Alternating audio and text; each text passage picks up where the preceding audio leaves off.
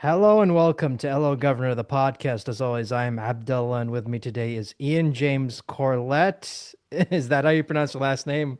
Is it Uh, Corlett or Corlett? Corlett, Okay. but I'll accept both, Alex. Because I remember when I interviewed Bill Monday, he said it's pronounced Corlett, and I'm like, and I say Corlett, so it's like, Lots of people do. Lots yeah, of so people do. it's You're not like. alone. So I mean that was like one of my greatest mysteries is like how do you pronounce his last name? Because I like you talk to people and then they say it one way and then you're like, but I'm so used to saying it this specific way, and it's like am I the jerk basically is what I'm trying to say. You're not a jerk. No.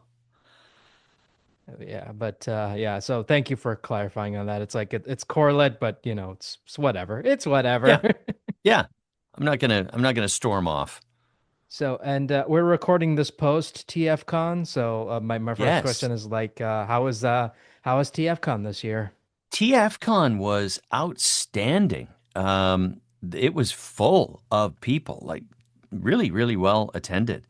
And of course, TFCons are always great. The guy who runs it, Colin, is a really well organized guy. He's got great staff members, and the fans were rabid.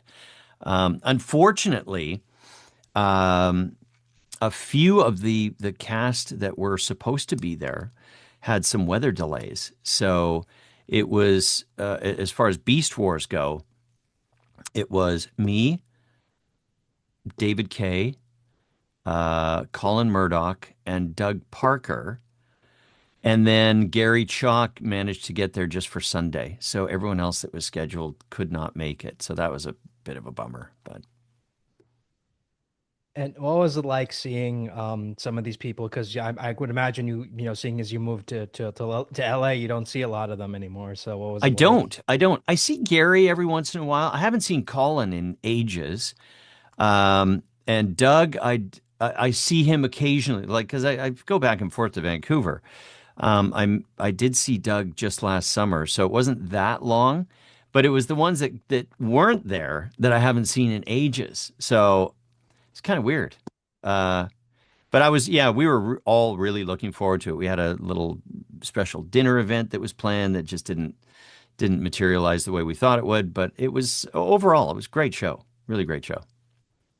Did Dave Sobolov show up? Because I know that he was a last minute add-on as well. He was, and I didn't even get a chance to say hi.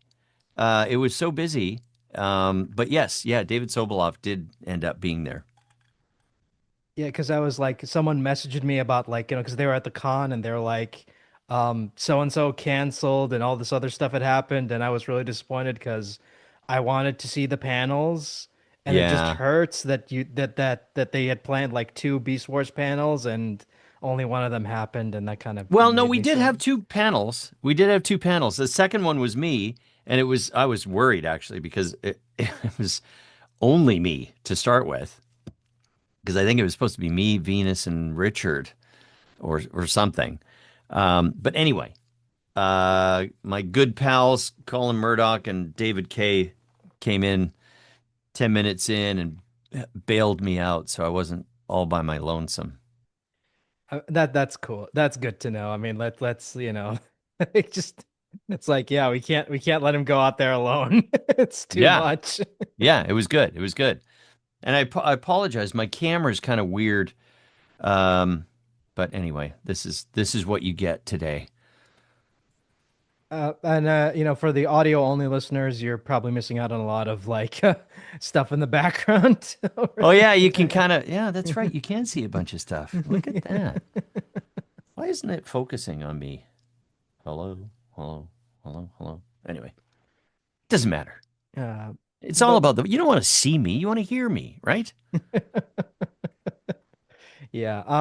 So like, how? I mean, does it feel weird that Beast Wars is 30 years old this year? Oh, There's that still. does it feel weird? Yes, it does feel weird. Very weird. 30 years. That makes me really old. That's the Yeah, short answer. Yes, it feels weird. because I'm like can't I'm trying to process it, but I'm just like no, it's not 30 years. Come on. That can't be 30 years. It It can't. is. It is. But I mean, t time flies. And I mean, I remember when I interviewed David Kay a year ago, I said like, next year's going to be the 30th anniversary, and he's like, they always told me time flies, and I never believed it, but then it's like, here we Yeah. are. Yeah. Good point. Yeah. He's right.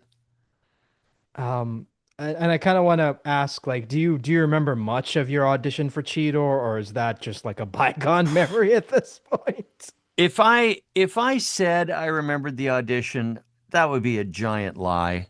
Um, I remember the very I remember seeing that this was a Transformers show, and they were not very secretive about it, which was nice because especially now NDAs are everywhere, so it's really touchy stuff. But then we would actually get a rendering or a drawing of the character, so you could kind of see what these guys looked like, along with a written description. And we did know that it was a new form of Transformers cartoon. So immediately I went, oh, okay, well, this is going to be kind of big. A lot of the stuff we do, people see it, but they're not like huge hits or fan favorites. So coming from a large franchise like Transformers, the pressure was kind of on. So I remember that.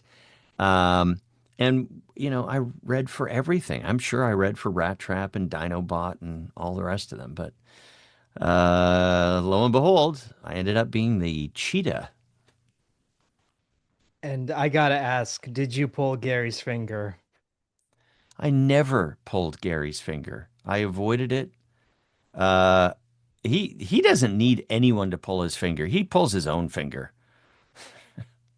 I knew where that was going, and I did not want anything to do with it. But as I said, Gary doesn't need any assistance at all. That must have been a fun record session, like you being next to him and him trying to get you to pull his finger, and you're just like, Gary, Well, it can was we just constant.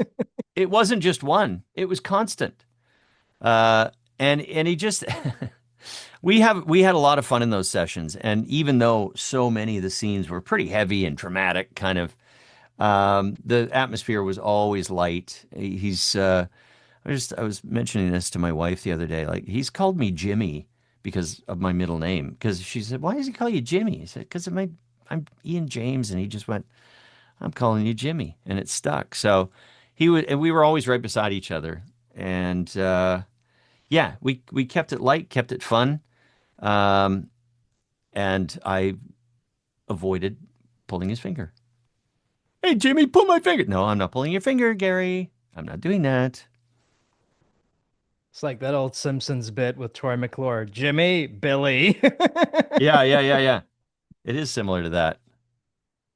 And while we're talking about like behind the scenes stories of Beast Wars, do you have any funny memories that have stuck with you, or are they all like fun? It's I'm the this isn't really to do with the recording.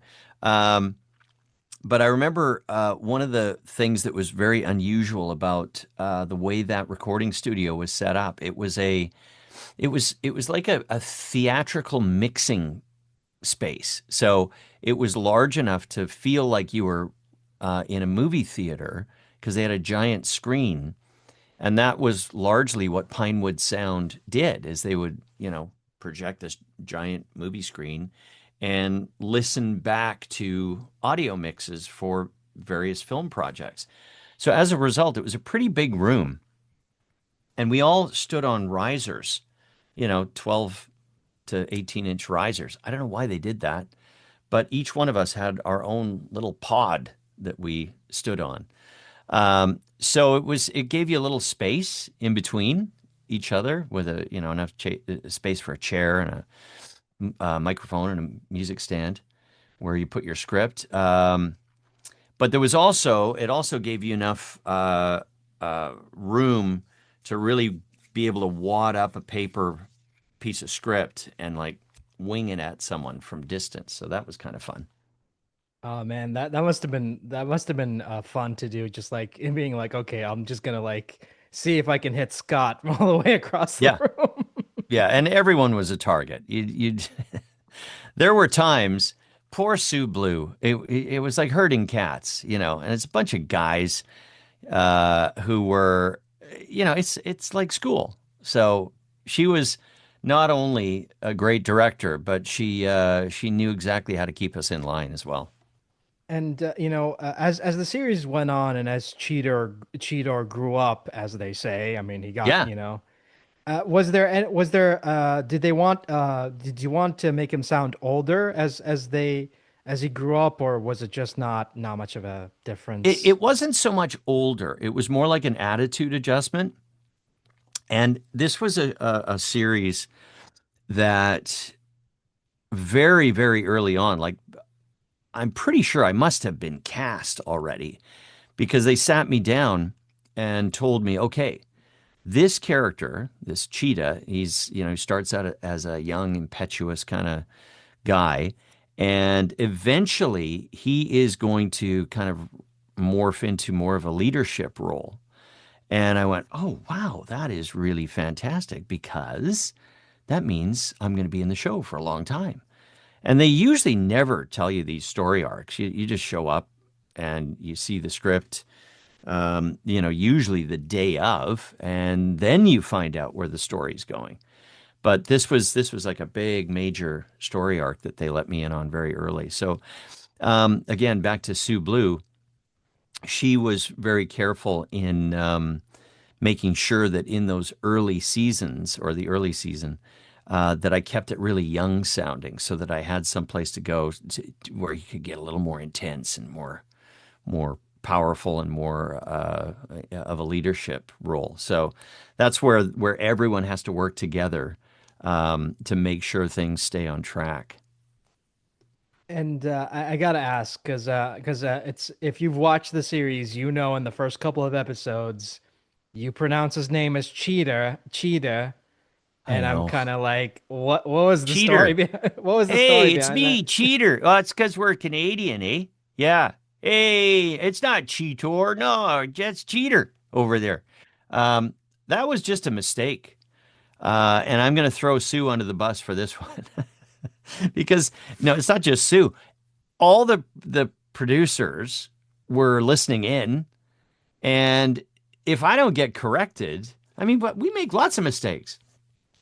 So if you don't get it pointed out to you, you don't change it. And every once in a while, I guess we would float back and forth, and sometimes it was Cheetor. And anyway, yeah, that was weird. And to make it even more confusing, his name in Japan is Cheetahs. So there you Oh, go. is that right? Yeah, Cheetahs. Cheetahs. That sounds like a hillbilly. Hey, Cheetahs, how you doing? And out of all his designs, which one is your favorite? Yeah, I think I like Beast Machines, honestly, because it had more of a comic book uh, look to it. I remember they came in. This was a neat thing about the series, is they would because it was being made in Vancouver.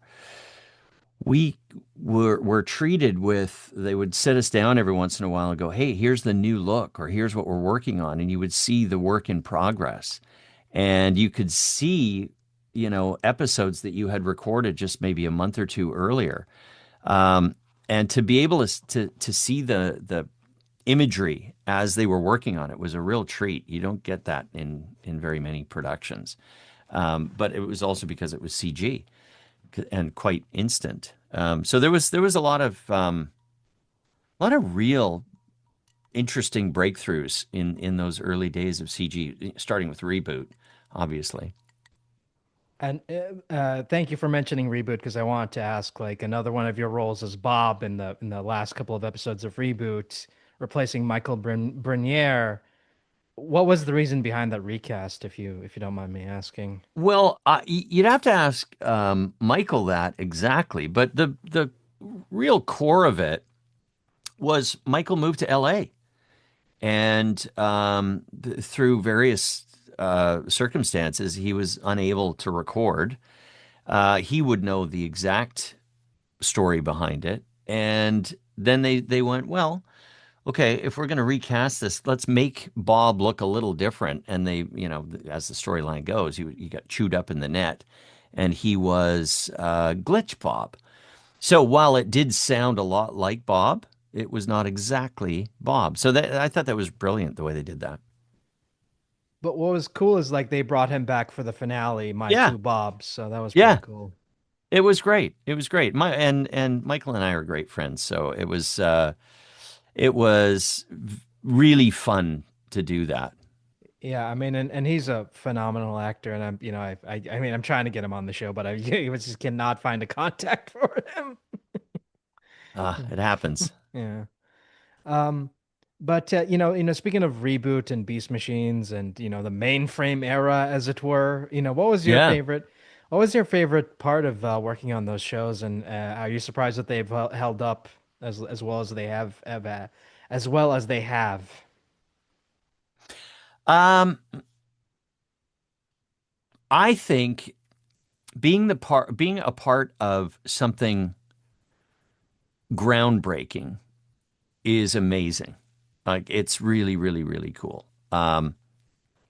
Because as you know, Reboot was the first CGI TV series, and that's just like it's forever in history. That's the one. And then, of course, Beast Machines and sorry, Beast Wars uh, closely followed Reboot as a result of Reboot. That was what sold them on the look.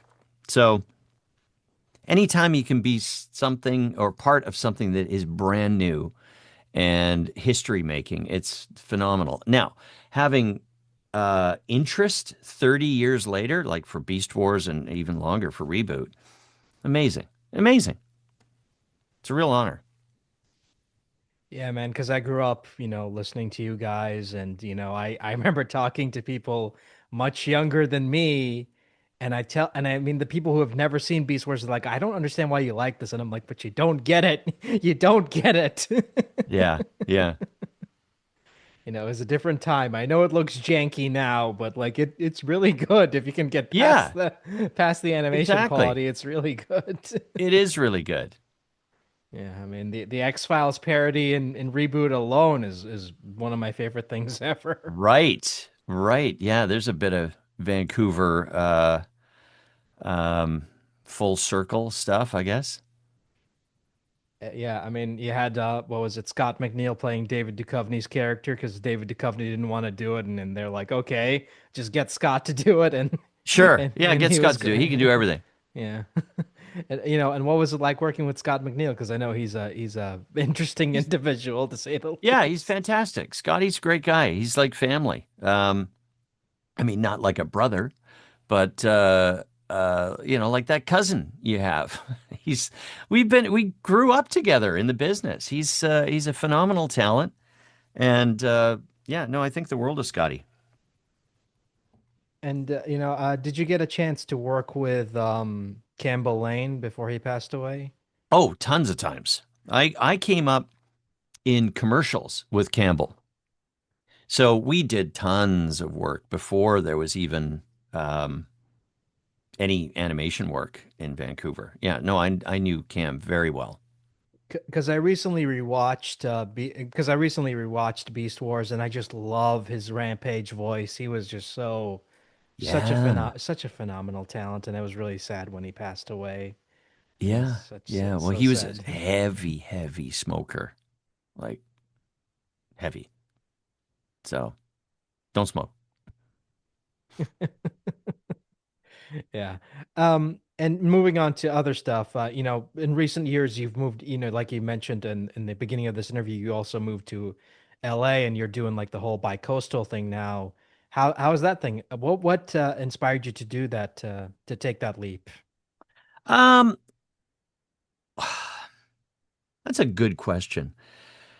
I found that Vancouver, I was, if you're familiar with the term glass ceiling, I was hitting the glass ceiling in Vancouver.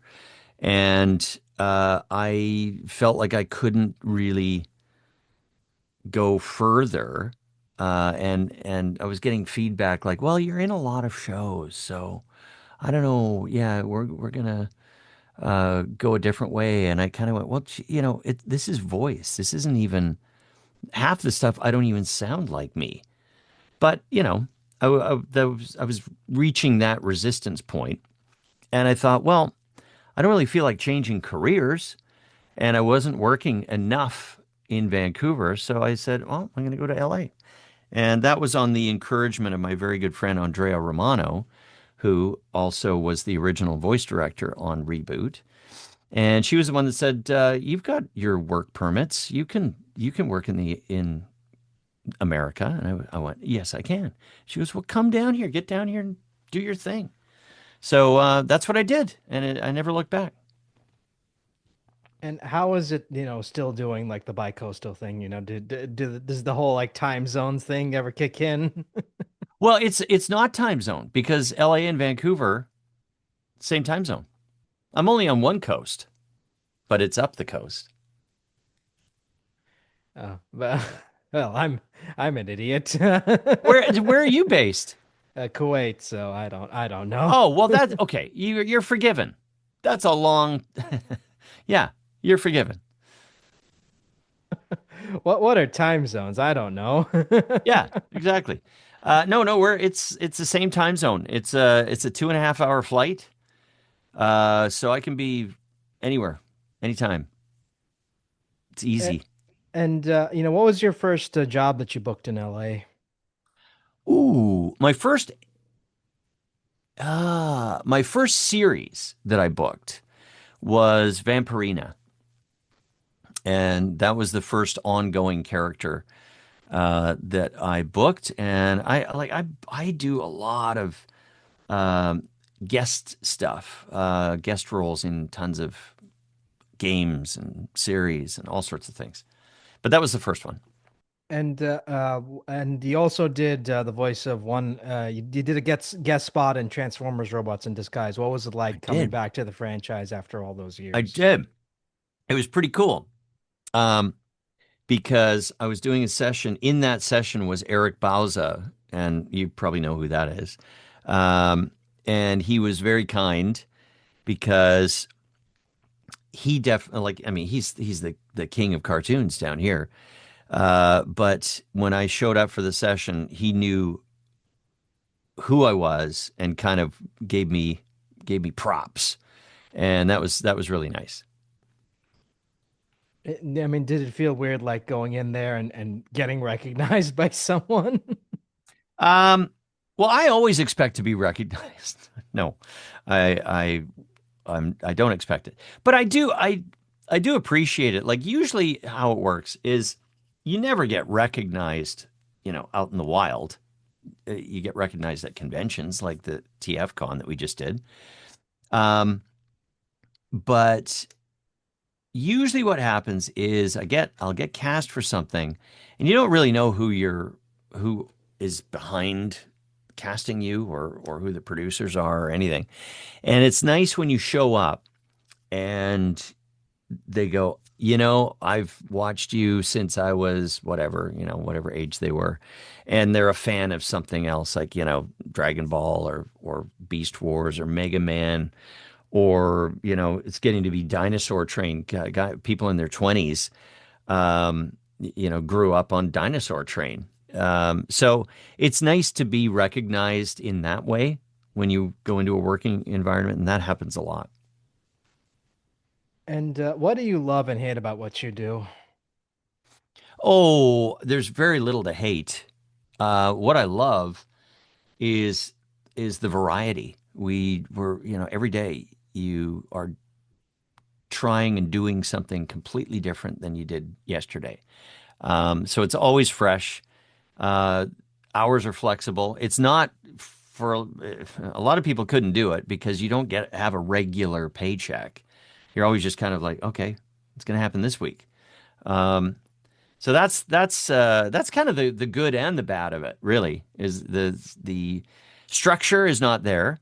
Um, but I've never really known much different. I've never had a regular paycheck kind of job. Even when I had regular jobs, they were always either commission based or gig based. So there was never any regular monthly income in my life. So I guess I'm built for it. Aside from being able to do silly voices.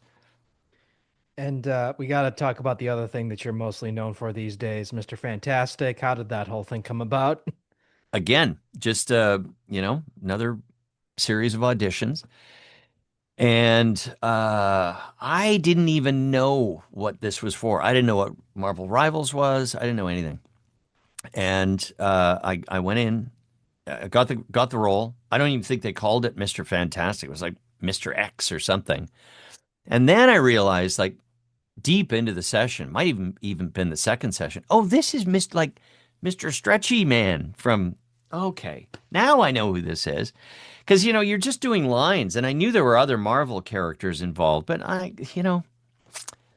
shouldn't be I shouldn't be talking like this because I don't really do a ton of prep or detective work trying to figure out, oh, what is this secret project? I just do it. So when I showed up and I finally it clicked in, I went, oh, now this is great because I haven't really traditionally been a huge superhero fan. Nothing to do with Marvel or DC or anything like that. I'm just not really into those sorts of movies and things. But one of the few superhero series that I really, really enjoyed when I was a kid was the original Fantastic Four. So that was really cool. And then, so I do the game. We record it. My son was here a year ago last Christmas, and he's going, "Hey, so what are you working on?" I said, "Well, there's a bunch of stuff under NDAs, but who are you going to tell?" And I think actually my version of the game, whatever season that was, had just come out. So I say, "Oh yeah, it's this Marvel thing, Marvel Rivals." He goes, "Marvel Rivals? Well, let me look that up." He goes on his phone, looks at Steam or whatever, and he goes, "That's super popular." Oh yeah, really?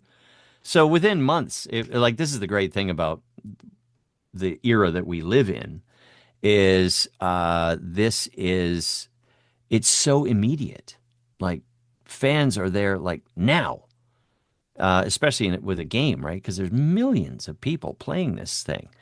So that was really special. It's been an absolute pleasure getting to know my other castmates and they're really good about having events. We just did an event about 2 weeks ago in Hollywood at the El Capitan Theater. It was called Marvel Rivals Assemble. Outstanding, like really, really, really. It was like there was 1,000 people there, and apparently there was 2,500 people on a waiting list to get in, and it was completely Marvel Rivals. The whole thing. It was really fun. I was about to In say, have you? fact, it might have even been fantastic. Sorry, I had to do that.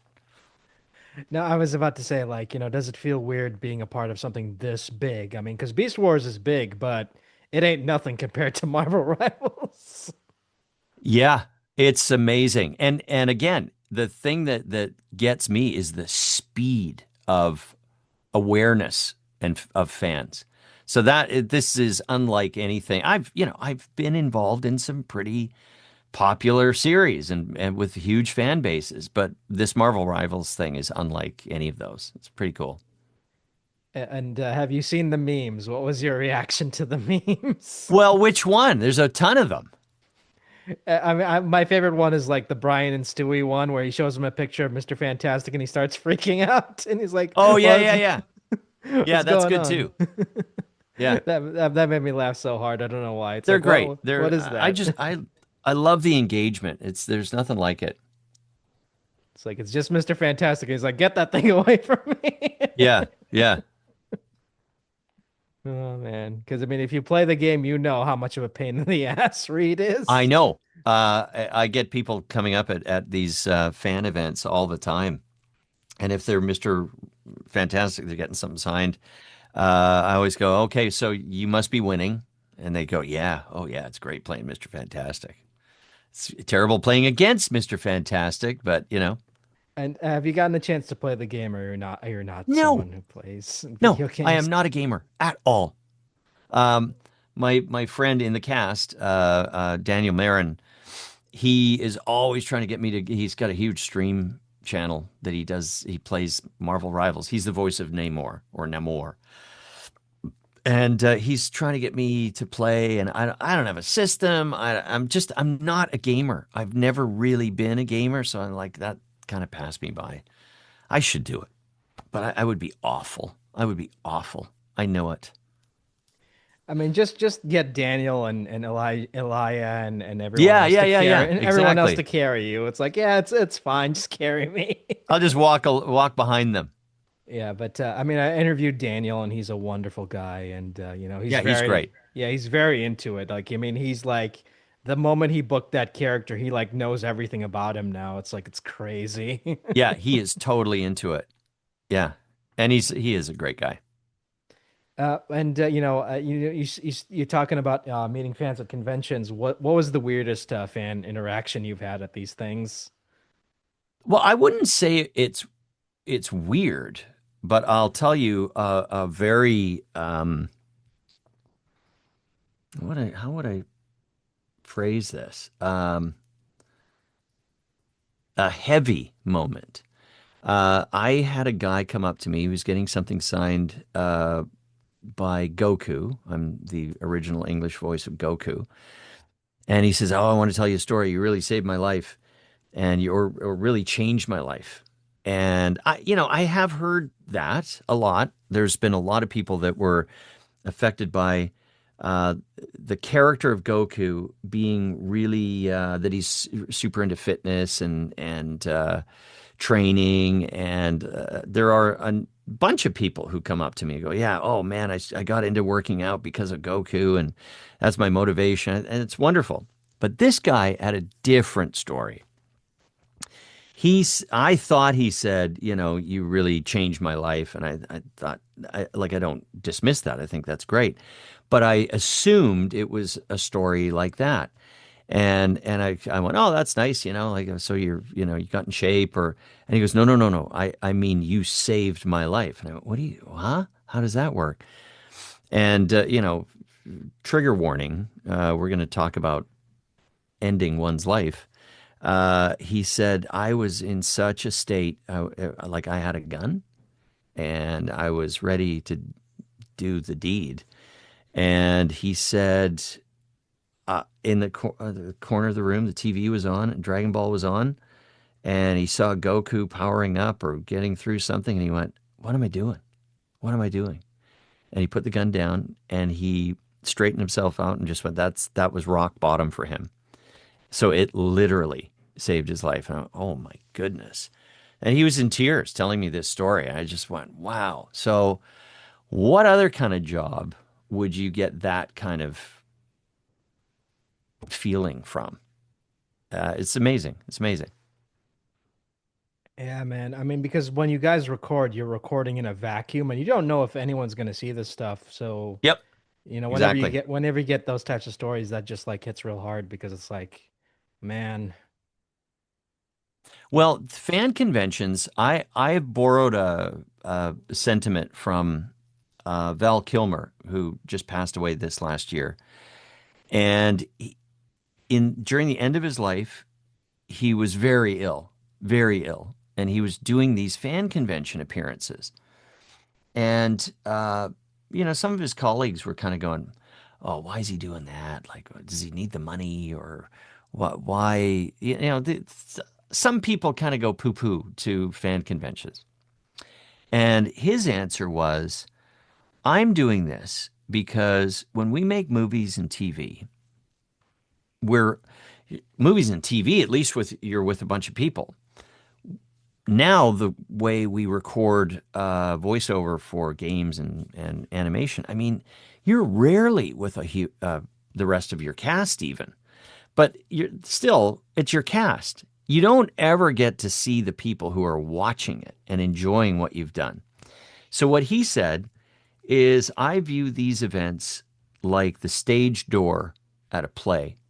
And you've done your play, and there might be some people hanging around the stage door to say thank you or, whatever.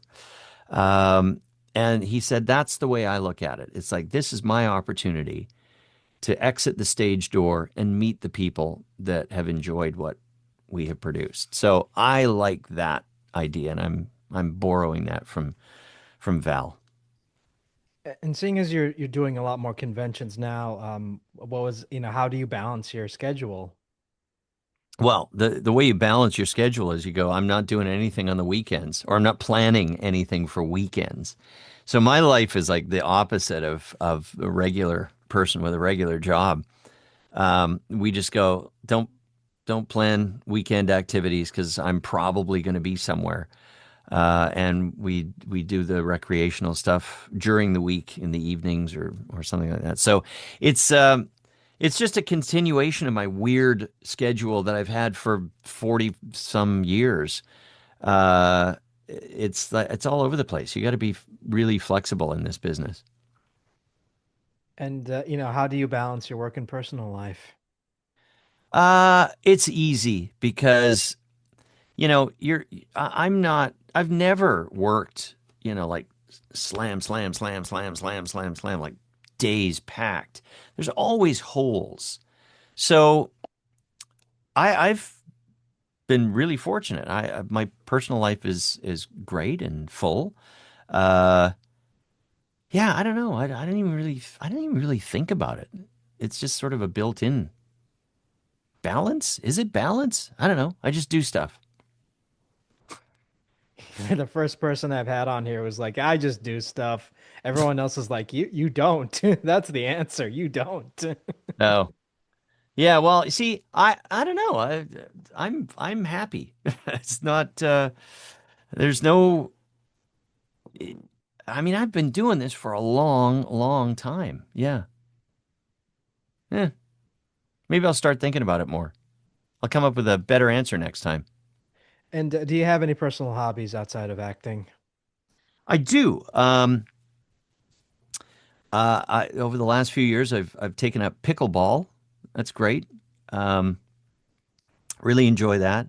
I love cars. I have a vintage Porsche that I love taking out to events and meets in Southern California on the weekends that I am here, and that they coincide with my schedule. So yeah, that's what I like to do, and I love watching movies. I'm a real movie snob. I'll tell you that right now. Um, I'm not a huge mainstream movie person, but I really do enjoy. I watch everything, but my preference is the darker, weirder stuff. Although I did really enjoy. Oh, gee, just forgot the title. It won the Oscar just last night.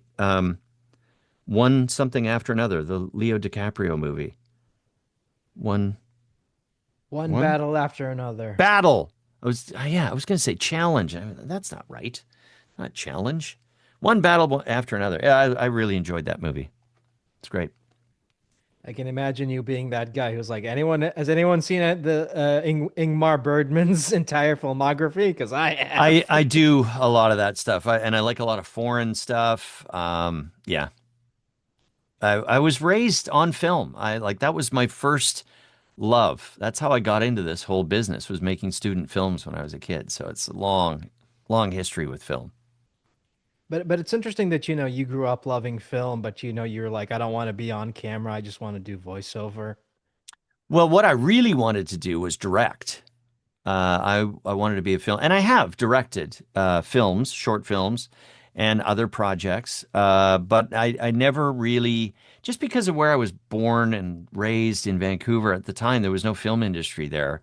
So the career path was not very clear to me to how to become an actual film director. What I wanted to do was take the Spielberg route, which was he made his student films and he just like got a job at Universal, sweeping up and just kind of learning by being on a set and learning the process.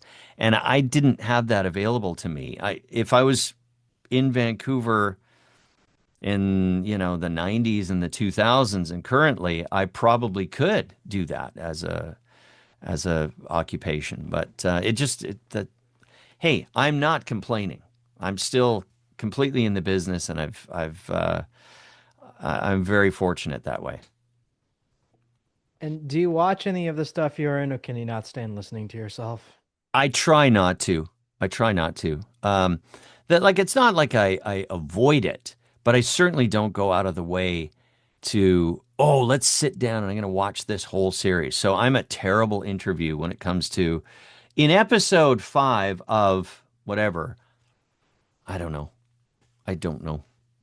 So I mean that's why like I'm trying not to go into too much detail with Beast Wars because I'm like, yeah, he's probably never seen an episode of this. No, and it is not to be like, don't misconstrue that. It's nothing to do with me not being interested in it. It's a bunch of things. It's like I don't really want to hear me again. Um, and when do I sit down and watch stuff? Anyway. Like, it must be fun, like having people ask you specific episode questions at conventions, and you're like, I don't know, I don't watch this. Yeah, yeah. I Uh, love that other people watch it. I always ask them, "What's your favorite thing? What did you like?" I think, I mean, I think Scott was the only one who watched Beast Wars because he loved the Yeah, Scott show. would. Scott would. I don't know about anyone else. I mean, everyone else is kind of like, eh. I mean, they remember lines, but I doubt any of them have actually seen the show. I don't remember lines. I mean, I remember like catchphrases, jumping gyros, spot on smooth, uh, ultra gear. Hey, big bot. Hey, cheater. I remember stuff like that, but I am in awe of people. Gary Chalk is one of these guys. He remembers lines from plays that he did. Crazy. But my favorite Cheetor moment is in the episode Feral Scream 2 when he finally transforms into Transmetal 2 robot mode, and Optimus is like, Cheetor, watch out for the other bot. And he's like, what bot? And then he shoots Waspinator without even looking. This bot? That's good. Yeah. Love that episode so much. But yeah, I mean, it feels weird like having to watch that show again and being like, oh, this show is 30 years old now. I can't. Yeah, Uh, exactly. yeah. But yeah, I mean, and I'm just kind of wondering, like, do you still keep up with anyone from the Vancouver area these days? Oh yeah. Yeah, yeah, yeah. I mean, I'm back there in the summers and I still have a place there. Um, I keep up with. I mean, well, see, Dave is L.A. now, so I can't really. That doesn't count, does it? Ian, what are you talking about? Uh, who do I say? Oh, I see Brian Drummond all the time. We do like these convention appearances, a lot of them together. And when we're back in town, I as much as I can, try to stay connected to the gang. Yeah, I mean, both Davids, Dave Soboloff and David K are LA based now, so that's kind of interesting. Yeah, yeah. Well, Dave, when I first moved down, Dave was a great help and resource. We didn't live very far away from each other, and also Trevor Duvall um, had moved to LA, and that was great too. Yeah. I forgot about Trevor Duvall. That's another one. Yeah, because it's so. I mean, can I be completely honest with you? Like, it's so weird to me hearing your voice in like a in like an American cartoon, in like a modern show, because I just Oh yeah, because I grew up with the Vancouver area shows, and I kind of sure. like. That's the voice I hear, in the Vancouver area, and then it's like, hearing you in an American show, it's just like this just feels wrong. I I don't want to know. keep you guessing. That's what I want to do. Because I remember watching Wild Pack recently, and you were in an episode of that, and I'm like, that just it feels Yeah, wrong. actually, I gotta look that up. Yeah, that's pretty recent, isn't it? You were the grandpa in that. I remember in one That's right. episode. Yeah, so Wild Pack. I think I'm. I think I return. I think I come back. Maybe, I don't know. I mean, because I remember watching one episode and the grandpa character and immediately when he blurted out his lines, I'm like, that's Ian. There you go. Yes, thank you for that reminder. Let me look that up. And I think I remember The Bad Guys is another one. I remember watching that as Yes, well. And that was really fun. That was really fun. and that was a funny episode. I remember watching that and just laughing so hard at the concept of it and just like that must have been a fun record. I mean, just like not taking it seriously and just like it being cartoony and stupid and dumb, and I love it. Very, very. I love shows like that, and the people who made it were wonderful as well. I also wanted to ask, like, seeing as the group records are becoming much more rare these days, do you have a yeah, did you get a chance to record ensemble with a lot on any newer projects, or have you not No, gotten that I chance? mean, I honestly I can't remember. I can't remember one since I've been in LA where it was a full group record. I'm the most I think it was like one or two. It's just the way it is now. And then of course, the pandemic changed everything. And like this is kind of what you're seeing here is my sub. Isn't really my recording space, although I can record here. It's very, very quiet and it's set up. I don't know if you can no, you don't need to see it, but I've got like sound baffling and stuff happening here.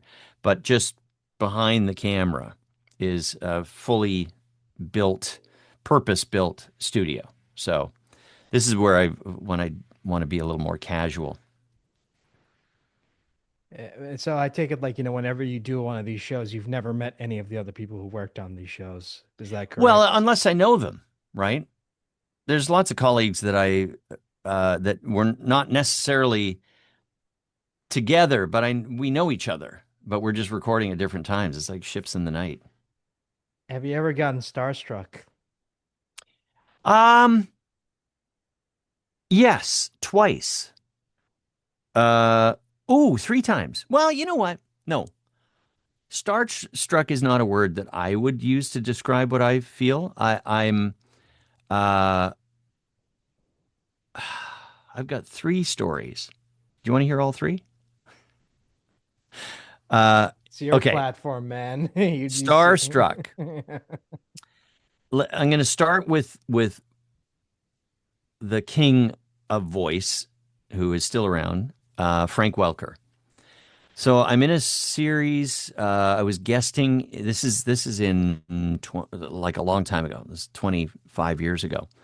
I was working in LA, and I went to do the episode of Totally Spies, and I was just a guest guy. And Frank was in the show, and he was sitting beside me, and I could kind of feel every time I would get up to the mic and do my thing that he was kind of like, you know what you can feel when someone's watching. Obviously, you're doing lines in an episode; people are going to watch you. But he was kind of eyeballing me, and then I get finished and it's the break, the halftime or whatever it was, and he leans over and he goes, "Hey, where are you from?"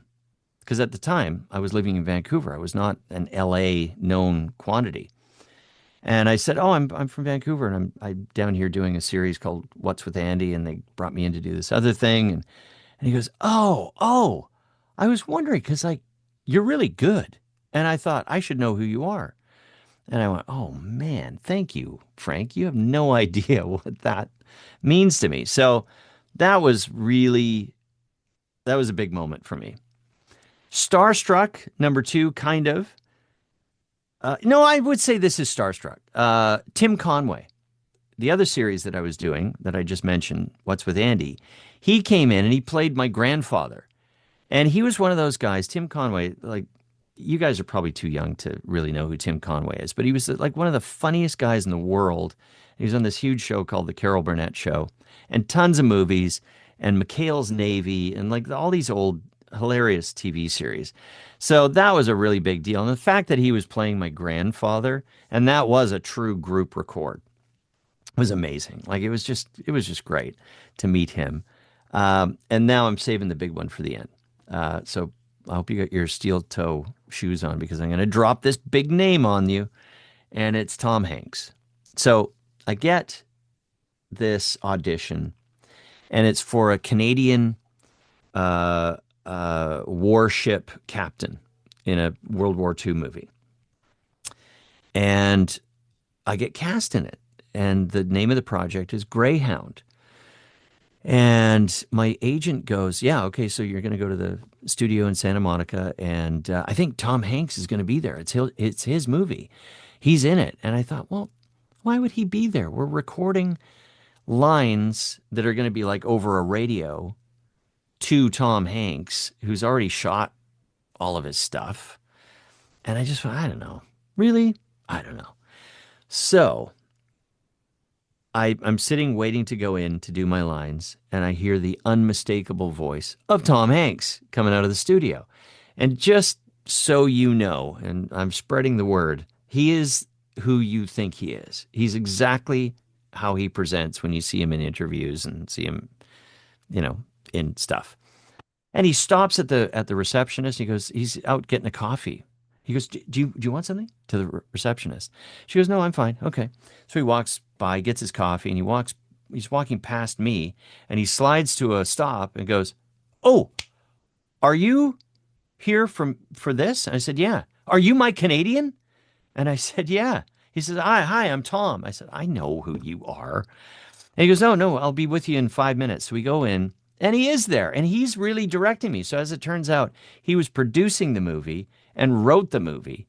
So he took it upon himself to direct this recording session where I played the warship captain that was helping he played another American captain of a merchant marine ship that was trying to get supplies to Europe during Nazi wartime. So my ship was called Dickie, and he referred to me through the whole movie of Greyhound. I'm like a co-star with Tom Hanks, so that was a really big deal. That's the biggest brush with true superstardom that I've ever had. Okay, did imposter syndrome kick in during that session? Not at all, actually. I went because he was such a nice guy and so warm.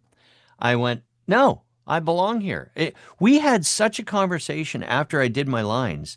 The lines took an hour for the whole movie, and I was throughout the whole film, and we finished, and then he starts talking about Canada.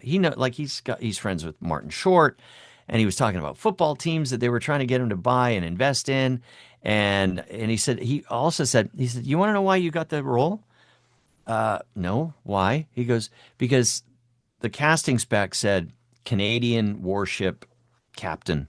And he said, everyone came back and they sounded like they were doing Bob and Doug McKenzie from SCTV. And he said, "But you just sounded Canadian." He said, "What?" But it was different than I talk right now. And he said, "So that's why you got the role. How did you know?" And I said, "Well, I don't know. I'm just doing my dad. And my dad's from Winnipeg. And he's just got a little bit of a Canadian accent, not too much, just a little bit." And Tom just went, "Oh, that's great. Well, congratulations. You could thank your dad." So no, it was a wonderful experience. Like, super guy, and I felt like we were friends after it. And then they came in, the producer or the assistants came in and went, "We've really got to get going. You've got another person to record." And he goes, "Oh, sorry, sorry, sorry." And I'm thinking, well, I'm ready to go out for dinner with Tom. So no imposter syndrome. It was we really felt like colleagues and really friendly. It was a great, great, great experience. That must have been a lot of fun, just like Yep. shooting the breeze with Tom Hanks and just and then being like, "Oh, I'm so sad it's over." Yeah, absolutely.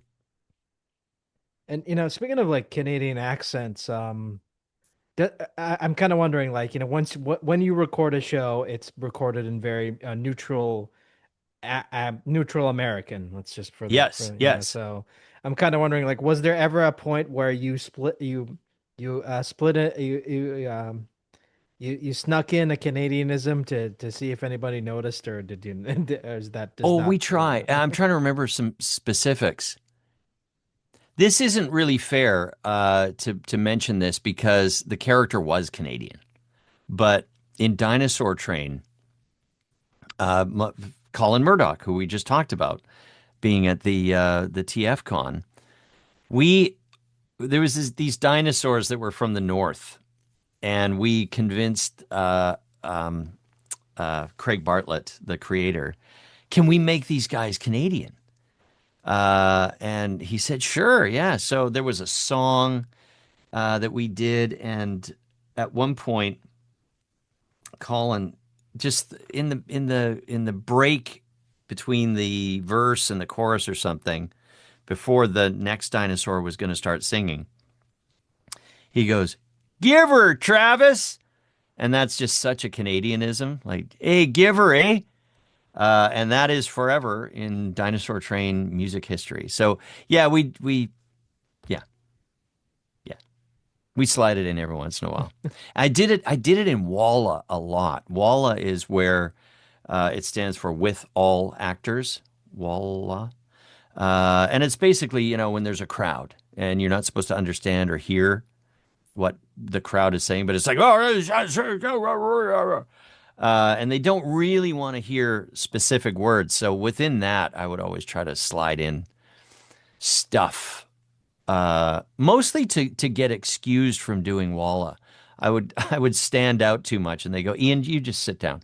Oh, okay, I can do that. Less work for me. Yeah, yeah, frickin' hoser. Yeah, that's it. That's it. Why is he Canadian? Why shouldn't he be Canadian? That's my Exactly. There's a question. there's always a Canadian in the crowd. But yeah, and I mean, you've worked on a lot of other shows as well. But I mean, I'm kind of like blanking because your career.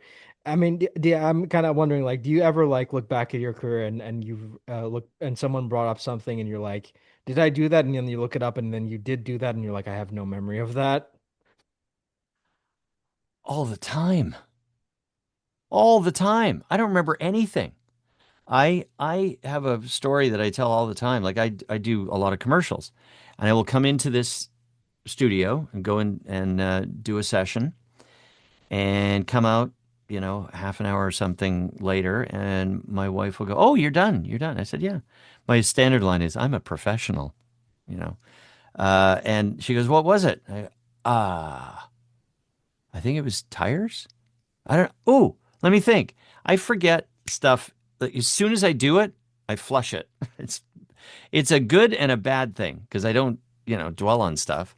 But yeah, I forget lines and incidents and all sorts of stuff. I don't even remember what episode is this, huh? So it's I need to work on that.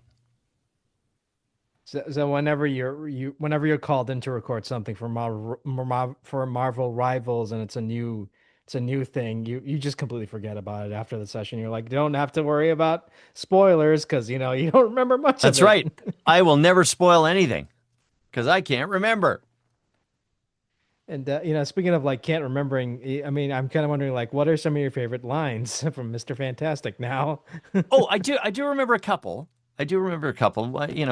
I've seen many things in this cosmos, and I like that one because I can add whatever I want to the end of it. If I'm at a fan event, I can say, uh, "I've seen many things in the cosmos, but none as amazing as this show," or none as amazing as your wedding you're about to do. I get asked to do cameos and videos for people, so. Um, yeah, I do remember that, but that's about the only line I remember. I have to write them out. I'm good It at just, sight reading, not remembering. it just feels weird to me listening to your voice whenever he's talking to Johnny because I'm trying so hard not to think about Hugh Test whenever Yeah. he's talking to Johnny, Johnny. Johnny, we're having meatloaf. Johnny, you're fantastic. How about that? We can combine them. And isn't one of his daughters named Susan? So that's Yeah, another. even weirder. Even weirder. Oh man. And another thing I want to talk about is Johnny Test as well because I think it's so funny how that show like lasted as long as it did and it has like a weird fan base online and I love it every time that show comes up because like every couple of years like a Johnny Test meme will pop up in my feed and I'm just like, yeah, this is a lot of fun. I wish I've seen a few of them, but yeah, it's a popular one. People definitely know that show. And I'm kind of disappointed the reboot didn't last that long. I wish it did last a couple more seasons because that was a lot of Yeah. fun. Um, I also wanted to mention that she also worked on Mega Man. That was another one. That's another character I really want to talk about real quick. Does it feel weird? Like that's another show that I remember growing up watching, and it's so weird looking back at that show and listening to it now and just being like, man, his voice has not changed that much at all, has it? No, I am very fortunate, very, very fortunate. I come by that honestly. My dad, when he was in his 80s, he he he was very tech savvy actually for an old guy. And he would have like an outgoing voicemail message on his cell phone. And except for the word choices and maybe the rhythm of his sort of Canadian accent, he sounded like he did when he was 40, sounded like he did when he was 30. He did not sound like an old man. Like there are people who just, they get their voice, they just start sounding different. And I mean, that starts early for a lot of people. So, I mean, I'm also very aware of looking after my voice, but I actually have a lot more depth now. Like I can reach down and depending on mic placement and everything, I have um, octaves or resonance. It's resonance that I didn't have as a young guy, but I can still pretty much sound like I did when I was 20. As long as you're not looking, don't look. Everything's great. It's because it's so weird because I remember again, like I rewatched a lot of the shows you did back in like the 2000s and 90s, and I'm like, his voice has just not changed that much because like with other actors, you can hear it, you can hear them getting older, but you're Thank still you. there. Well, that's a Frank Welker thing too. I remember, he's that much older than me, and I always used to think, man, that guy that plays Freddy in Scooby Doo still sounds like Freddy in Scooby Doo.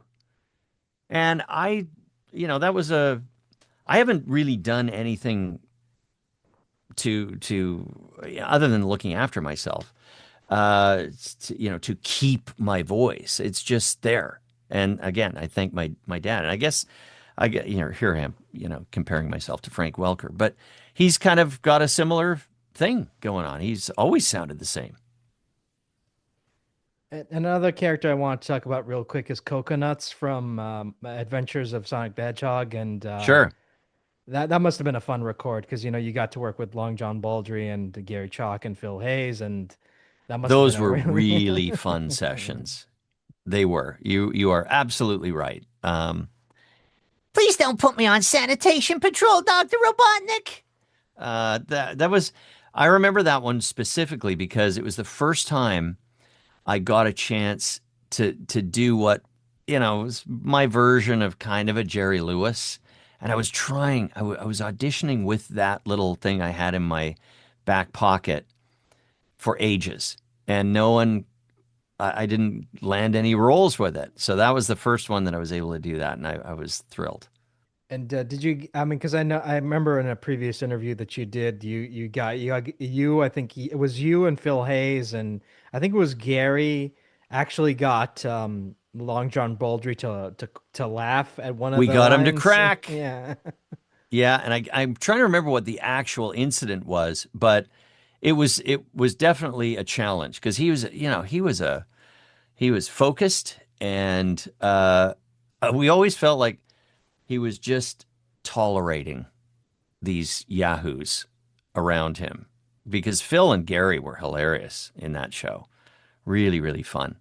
And there was this, as I said, I don't remember what the instance was, but we finally cracked him. It was like, oh, success. We did it. We did it. He cracked himself up a few times with some lines that were written he was talking about building a new robot, and he wanted all the finest ingredients and parts that he was going to use on this robot. And he went through this list, and it ended with the finest lubricants. And he just cracked himself up because it was a really funny, weird line to put into a kids show. But anyway, that's one I remember. And do you still does it feel weird like having people come up to you and be like, "Oh, I remember coconuts." Oh yeah, every convention I see people point at that print and they go, "Oh, coconuts." Yeah, it is weird. Yeah, really weird. And I gotta ask, like, seeing as Sonic the Hedgehog is a much bigger franchise now, if they ever were to bring back Scratch Grounder and Coconuts, would you reprise your role if they asked Oh, you? you don't even you know the answer to that. Of course I would. In a heartbeat. Yeah, because I can't picture anyone else doing it but you. Because I'm like, that's such an iconic voice, and I just kind of like, I don't want a celebrity as Coconuts. Just get Ian, you know? Yeah. That's the way things go though. Yeah. Anyway, before I wrap this up, because I know that you're a busy guy and I don't want to keep you Yeah. on longer than I should. So, before I wrap this up, can you give us an update on what you're currently working on and where can people find you online? Okay, the best thing, if you want to stay up to date with all my comings and goings and new projects and everything, is Instagram. And my Instagram is really simple: Ian James Corlett, no spaces. And I am in some game properties that are coming up that I'm not allowed to talk about. And what else? What else? What else? Am I? Uh, yeah. Oh, actually, there is something new. My team convinced me to do a coaching venture called, and it's under the web address of www.vsworks, WERKS, VSWERKS.com. And it's for people who are serious about animation and voiceover, who would like direct one-on-one training and tips from me. I've never done this before commercially or publicly. I've only ever done workshops for SAG-AFTRA, the Actors Union, at no charge to SAG members, or at the Tisch School of Performing Arts in New York City. So I've only ever done these in a very limited numbers. So this is the first time anyone who is interested in voice can find me and sign up, and we will work one-on-one together. VSWERKS.com. And any convention appearances you want to plug in? Because I know Oh, that you're well, yeah, if you're going to be in, apparently one of the biggest things in the world is MegaCon in Orlando. I don't know how soon this is coming out, but this weekend I'm doing MegaCon in Orlando. That's going to be a huge show. Really looking forward to that. Anyway, thank you so much for taking the time off to do this. And if you ever want to come back, you know where to find me. Okay, you too. Thanks very much. I appreciate it. All Say right, hi to all the fans. all right, take care. Bye bye. See ya.